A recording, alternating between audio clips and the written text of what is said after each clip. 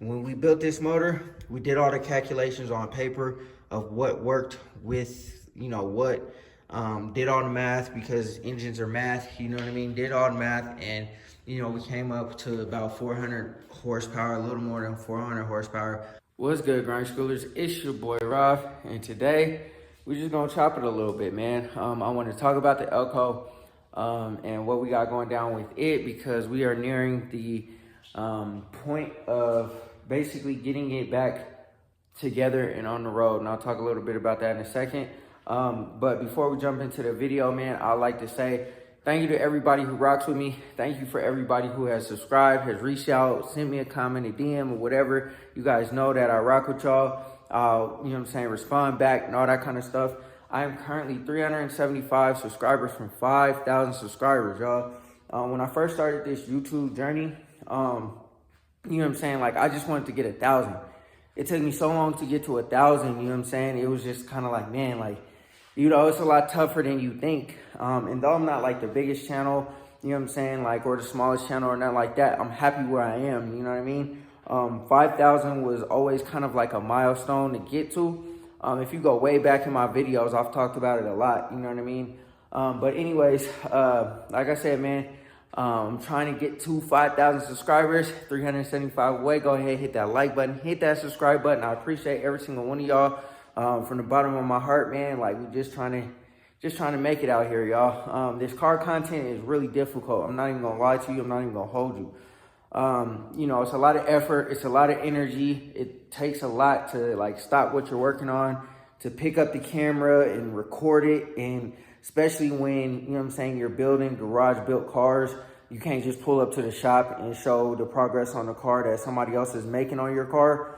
It's kind of difficult to just like continuously bring y'all content. And I feel like I've been real consistent at it for, I think 3 or 4 years now. So yeah, man, go ahead, hit that like button, hit that subscribe button. I greatly appreciate it. But without further ado, let's get into the video, because I want to talk about the Elco and what we got going on with it, because it's been down for a while. I don't know if y'all noticed, but it's been down for a while. And I alluded to it, or I talked about it, touched on it a little bit my last video, but like, we're gonna go ahead and get into it real quick. All right, y'all. So as you guys can see, the Elco, well, you guys probably haven't noticed, for me it seems like a long time. For y'all, probably doesn't seem that long. But the Elco has been in this same spot for a whole entire month, a little bit more than a month. I took it to a show, got back home, everything was fine. Ended up taking the dash out of the car immediately the day after the show. So inside the car is a mess. You guys saw I put the steering wheel on. So I'm currently doing the dashboard, and the dashboard is almost done. It should be in the car by the time you guys see this video, hopefully. And then I'm also making the back plate for this, and I told you guys a couple of videos ago that I wasn't going to show this process because I just want to get it done. I just want to lock everything in, put my 6x9s in the car. I'm getting rid of these, I think they're 5.5s, 4.5s, or something like that, that go in these door speakers, because these door panels we're getting rid of. I'm not a fan of them. I spoke on that last time, but we're getting rid of them. They're out of here. But I've been painting all my parts for the dashboard. I got my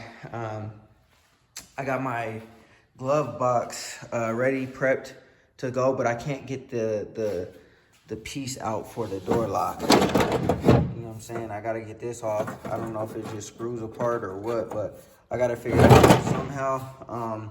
But yeah, anyways, as soon as the dashboard is done, I can start, like wiring everything back up. I can get all this stuff out of the back of the Elco, clean it up so that we can drive the car. So when I took the dashboard out, came out here to start it one day, and started to smell fuel, and looked under the car, and it was just dripping, dripping, dripping. I have since then fixed that problem. I hope it stays fixed.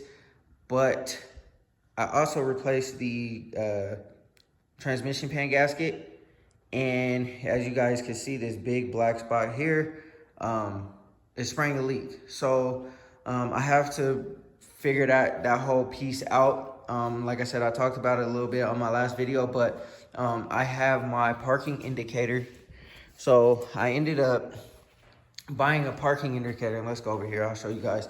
I ended up buying a parking indicator for the Monte Carlo, and I sent it back.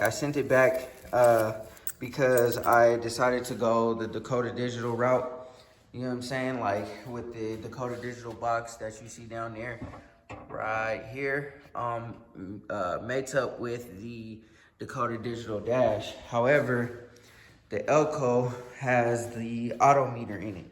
I ended up having to send it back because it was green. Like the lights, the indicator light was green because of the theme of the Monte Carlo. But so I had to order another one because since this has an auto meter, I think I need an external parking indicator light, parking reverse, drive, whatever.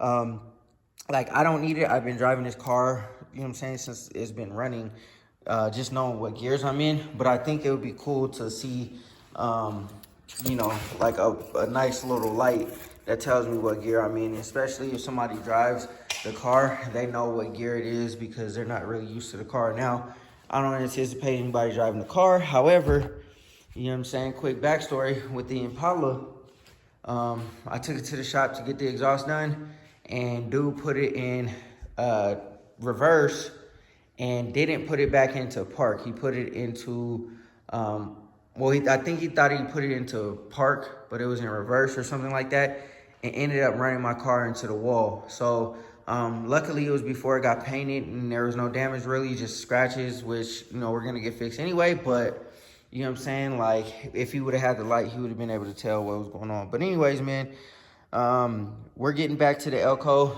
I'm gonna clean all of this stuff up. I'm hoping to have it done by Friday because I'm trying to take this car to a show. But you know what I mean, like we just gotta be patient. It's a lot trying to keep all these things together, man. All right, y'all, so I'm kind of eager to get the car back out on the road because before we jump into what I was gonna say, I did end up ordering a new wiring kit for the subs and all that kind of stuff, because when I put this one in here, it was a little bit just too short to do everything that needed to be done, like cutting it here, and then extending the wiring all the way back to where it is now. Like over here, it was a little bit challenging trying to, you know, get all that stuff figured out. So I think what I'm gonna do is I'm going to push this wire back some. So I'm gonna take this wire here, I'm gonna replace it with the kit that I have, and I'll put this like probably up out the way, or figure out where I'm gonna put it or where I'm gonna mount it. Because what's happening is, obviously you see these wires are hanging down.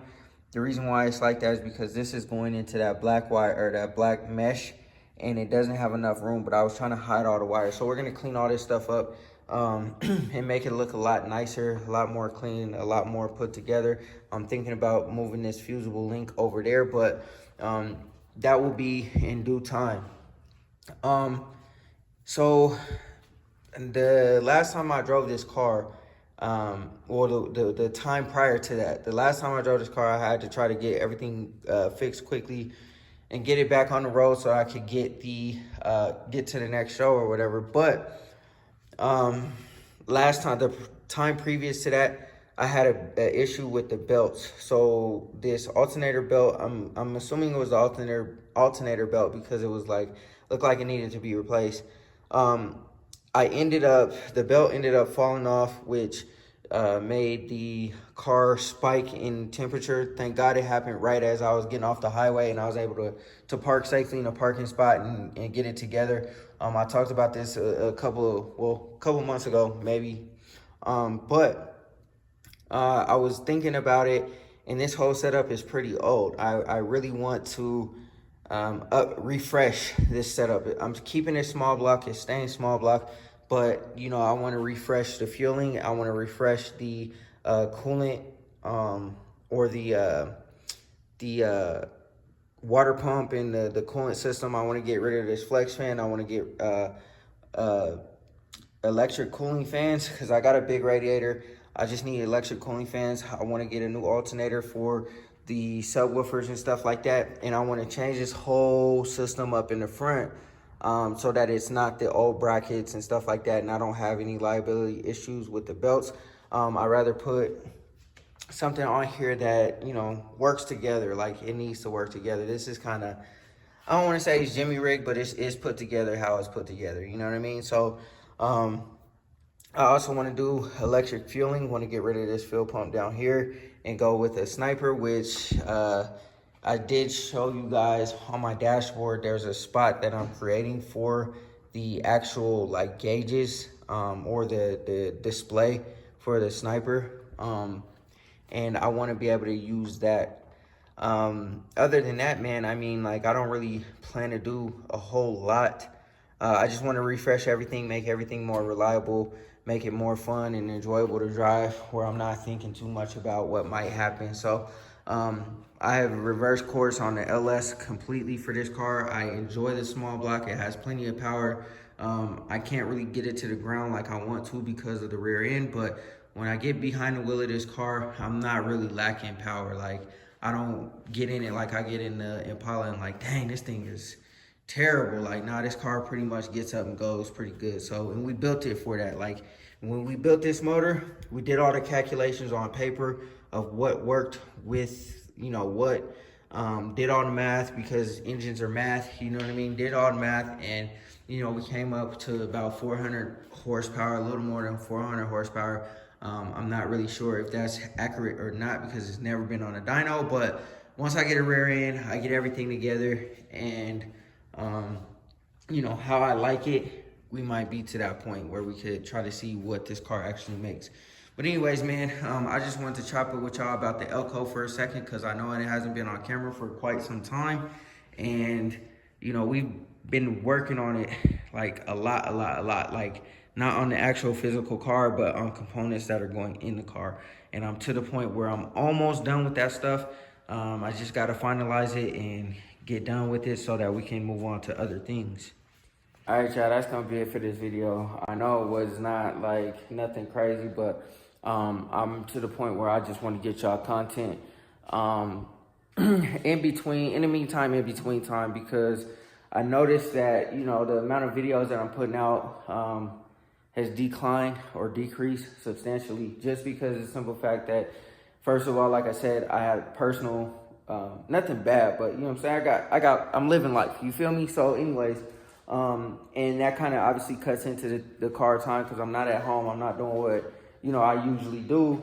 And then I'm also not putting hands on the car. Like, you know what I mean? Like right now, I'm just solely focused on trying to get the interior components done for the Elco. And like I said, it just takes a lot of time. It takes a lot of time to, you know, fiberglass the dashboard, man. If I was doing it for 8 hours a day, you know what I'm saying, like every day of the week, then I could get it done in a week.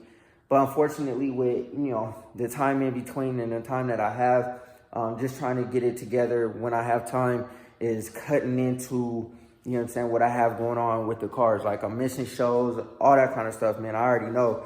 But like I said, I just wanted to get y'all some content to kind of tell y'all what's going on with the Elco, because the Elco is the one that we are actually trying to get on the road, back on the road or whatever, and enjoy it. You know what I'm saying? For the last little bit of summer. And that's the one that, you know, I'm going to be putting hands on. Like, that's first priority. Put it that way. So I just wanted to chop it with y'all for a second. I kind of alluded at a little bit of the future plans that I'm actually thinking about and considering. And when the time is right, I'm going to pull the trigger on it and make everything happen all at once so that, you know, the car is like torn down, brought back up, and ready for next season. I don't mean torn down, obviously, like the Monte Carlo, because the Monte Carlo, we're going all the way. It needs to be all the way together. I'm like halfway through, I should say. About halfway through, and we should be able to get this car together too. But, excuse me, other than that, the Elco still needs some things for me to, like I said, feel comfortable, not worry about it when I'm driving and stuff like that. But regardless of the situation, like I said, I just wanted to chop it with y'all about the Elco for a second and, you know, Yeah, but anyways, man, go ahead, hit that like button, hit that subscribe button, and always remember, work hard so you can live free.